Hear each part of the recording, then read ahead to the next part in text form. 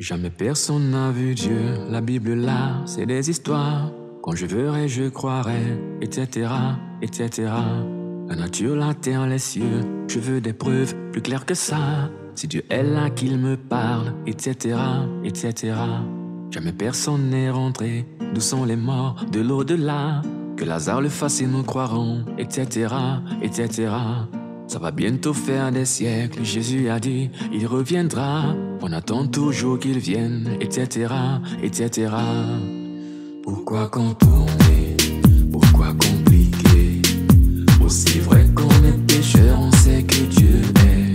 On l'a offensé, il veut pardonner. Car il fait grâce aux hommes, mais qui veut s'humilier? Les raisons de résister, un moment faut laisser tomber.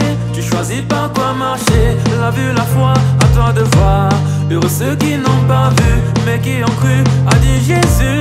Par la foi vient le salut, le voile vaincu, tout disparu. Wow, il parle, parle, parle, mais moi j'entends, etc., etc.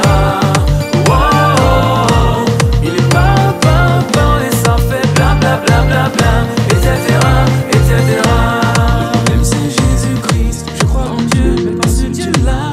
Chacun voit Dieu comme il veut, etc., etc. Il n'y a pas qu'une religion qui mène aux cieux, à chacun sa foi, car tout chemin mène à Rome, etc., etc. Même si Jésus a dit qu'il est le seul qui mène à Dieu, je crois qu'on dehors de lui, on vient à Dieu, etc. Donc un Dieu schizophrénique, tantôt Allah, Bouddha, Jéhovah. Aucune logique mais j'insiste, etc., etc. De l'eau et de l'huile, pourquoi mélanger? Quand on sait qu'un seul des deux peut nous laver. Qui paie ton péché, toi-même ou Christ. Et le seul religion nous offre un rédempteur. Les raisons de résister, un moment faut laisser tomber. Tu choisis par quoi marcher, la vue, la foi, à toi de voir. Heureux ceux qui n'ont pas vu, mais qui ont cru, a dit Jésus. Par la foi vient le salut, le voile vaincu, tout disparu. Wow, il parle, parle, parle, mais moi j'entends, etc., etc. Wow, il parle, parle, parle, et ça fait bla bla bla bla bla, etc., etc.